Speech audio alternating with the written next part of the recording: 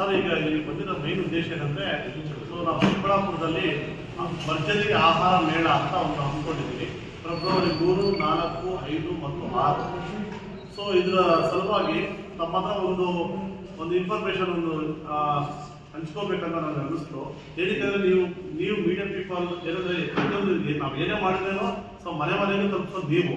So ನಾವು ನಿಮ್ಮ ಹತ್ರ ಹಂಚ್ಕೋಬೇಕಂತ ನನಗೆ ತುಂಬ ಒಂದು ಖುಷಿ ಆಯಿತು, ಸಂತೋಷ ಆಯಿತು. ಅದಕ್ಕೆ ನಾನು ಎಕ್ಸ್ಪೆಷಲಿ ನಾನು ಚಿಕ್ಕಬಳ್ಳಾಪುರ ಮೀಡಿಯಾ ಇಟ್ಕೊಂಡು ನಾನು ಇಲ್ಲಿ ಹಂಚ್ಕೊಂಡು ರೆಸಿಪಿ ಮಾಡಬೇಕು ಅಂತ ತುಂಬ ಆಸೆ. ಯಾಕಂದ್ರೆ ನಮ್ಮೂರು ನಮ್ಮ ಜನ ಅಂತ ನಾವು ಇದು. ಸೊ ಅದಕ್ಕೆ ನಾನು ಯಾವುದೇ ಥರದ ಬೇರೆ ಇದು ಯಾವುದೇ ಯೂಟ್ಯೂಬ್ ಬ್ಲಾಗರ್ ಅಂತ ನಾನೇನು ಮಾಡೋಲ್ಲ, ಮಾಡಿಸೋದು ಇಲ್ಲ ನಮ್ಮ ಹೋಟೆಲಲ್ಲಿ. ಆದಷ್ಟು ನಮ್ಮ ಜನಕ್ಕೆ ನಮ್ಮ ಜನನೇ ಹೇಳಬೇಕು. ಸೊ ಅದಕ್ಕೆ ನಾನು ಇಲ್ಲಿ ಬಂದಿದ್ದೀನಿ ಸರ್. ಸೊ ನಮ್ಮ ಮೂಲ ಉದ್ದೇಶ ಏನಂತಂದರೆ, ಇದು ಭರ್ಜರಿ ಬಾಡಲ್ಲಿ ಸರ್ 5 years ಆಯಿತು ರೆಸ್ಟೋರೆಂಟ್ ಓಪನ್ ಮಾಡಿ. ಫಸ್ಟ್ ರಿಲ್ಯಾಕ್ಸ್ ಬೇಕ್ರಿ ವಿಭಾಗ ಐತಿ, ಅದರಿಂದ ಮತ್ತೆ ಕೆನರಾ ಬ್ಯಾಂಕ್ ವಿಭಾಗ ಬಂದ್ವಿ. ಇವಾಗ ಬಾಲಾಜಿ ಬ್ಯಾಂಕಿಂಗ್ ವಿಭಾಗದಲ್ಲಿ ನಮ್ಮೂರ ಭರ್ಜರಿ ಬಾಡೂಟ ಹೋಟೆಲ್ ನಡೀತಿದೆ ಪ್ರೆಸೆಂಟ್ ರನ್ನಿಂಗಲ್ಲಿ.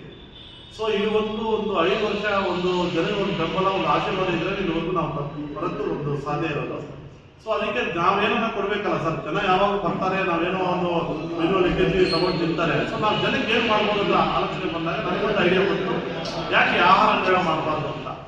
ಸರ್ ಆಹಾರ ಮೇಳ ಮಾಡ್ತಾರೆ, ಇದರಲ್ಲಿ ಸ್ಪೆಷಾಲಿಟಿ ಇಲ್ಲ, ಏನು ಕಮರ್ಷಿಯಲ್ ಅಲ್ಲ, ಇನ್ನೊಂದಲ್ಲ ಸರ್. ಇದು ಈಗ 199 ರೂಪಾಯಿಗೆ sir 40+ varieties, 40 varieties veg and non veg. So 200 ರೂಪಾಯಿಗೆ ಗೊತ್ತೆಲ್ಲ ರೇಟ್ಗಳೆಲ್ಲ ಹೆಂಗಿದೆ ಅಂತ. ಸೊ ಇದಕ್ಕೆ ಏನಂದರೆ ಒಂದು 40 ವೆರೈಟೀಸ್ ಆಫ್ ಫುಡ್ನ ನಾವು ಜನ ಡಿಫ್ರೆಂಟ್ ಫುಡ್ನ ಒಂದು ಸವಿಕೆ ಅಂತ ನಮಗೆ ಒಂದು ಐಡಿಯಾ ಬಂತು. ಸೊ ಅದ್ರ ಬಗ್ಗೆ ನಿಮ್ಮ ಹತ್ರ ಹಂಚ್ಕೋಬೇಕು ಅಂತ ನಾನು ಒಂದು ಕೂತಿದ್ದೀನಿ ಸರ್.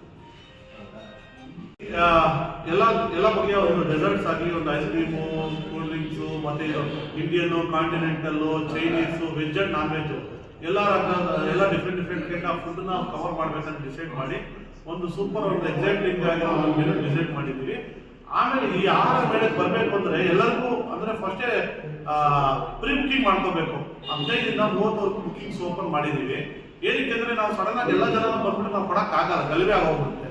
ಸೊ ನಾವು ಫಸ್ಟೇ ಪ್ರೀ ಬುಕಿಂಗ್ ಮಾಡಿಕೊಂಡ್ರೆ ಅವ್ರಿಗೆಲ್ಲ ಬರೋ 10 ಜನ ಆಗಲಿ 1000 ಜನ ಆಗಲಿ ಎಲ್ಲರಿಗೂ ನೀಟಾಗಿ ಒಂದು ಸರ್ವ್ ಆಗಬೇಕು, ಎಲ್ಲರೂ ಸ್ಯಾಟಿಸ್ಫೈಡ್ ಆಗಿ ತಿನ್ಬೇಕು ಅಂತೇಳಿ ಪ್ರೀ ಬುಕಿಂಗ್ ಅನ್ನೋ ಒಂದು ಆಪ್ಷನ್ ಇಟ್ಕೊಂಡಿರ್ತಾರೆ. ಯಾಕೆ ನಮಗೆ ಗೊತ್ತಿಲ್ಲ ಇಷ್ಟು ಜನ ಬರ್ತಾರೆ, ಯಾವ ಥರ ಸ್ಪೀಕರ್ಸ್ ತಾರೆ ಗೊತ್ತಿಲ್ಲ. ಈಗ ನಾವು ಕಮ್ಮಿ ಮಾಡ್ಕೊಂಡಿದ್ವಿ, ಸಡನ್ನಾಗಿ ಜನ ಬಂದುಬಿಡ್ತಾರೆ.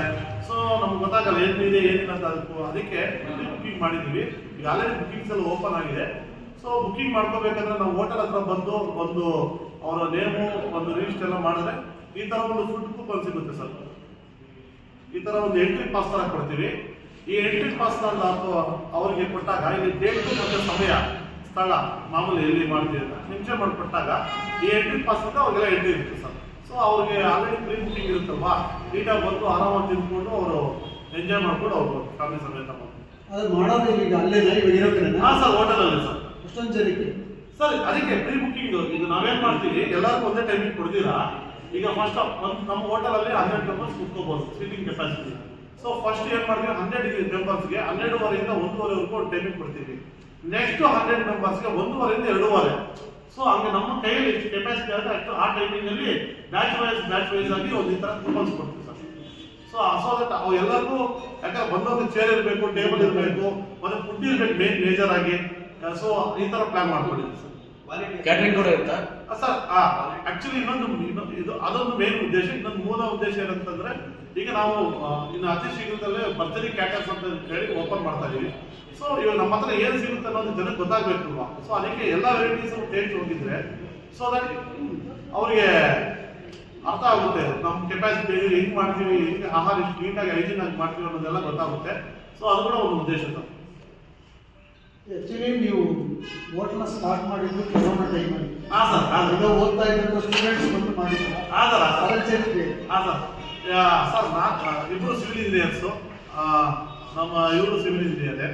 ಸೊ ಲಾಕ್ಡೌನ್ ಟೈಮಲ್ಲಿ ನಮ್ಮದು ರೆಸ್ಟೋರೆಂಟ್ ಎಲ್ಲ, ಆ್ಯಕ್ಚುಲಿ ನಾನು ಬೇಸಿಕಲಿ ಫಿಲಮ್ ಇಂಡಸ್ಟ್ರಿ, ನಾನು ಇಂಜಿನಿಯರಿಂಗ್ ಮುಗಿಸ್ಕೊಂಡು ಸಿನಿಮಾ ಫೀಲ್ಡಲ್ಲಿ ಇರೋನು. ಸೊ ಲಾಕ್ಡೌನ್ ಟೈಮಲ್ಲಿ ಸರಿ ಎಲ್ಲ ಆಯ್ತಲ್ಲ, ಇನ್ನು ಥಿಯೇಟರ್ಸ್ ಎಲ್ಲ ಕ್ಲೋಸ್ ಆದಾಗ ಸರಿ ಏನೋ ನಾವು ಮಾಡೋಣ ಅಂತೇಳಿ ನಮಗೇನು ಐಡಿಯಾ ಇರಲಿಲ್ಲ. ಅದಕ್ಕೆ ಚಿಕ್ಕದಾಗಿ ರಿಲ್ಯಾಕ್ಸ್ ಬೇಕು ಇವಾಗ ಇಬ್ಬರು ಸ್ಟಾರ್ಟ್ ಮಾಡಿದ್ವಿ ರೆಸ್ಟೋರೆಂಟ್ನ.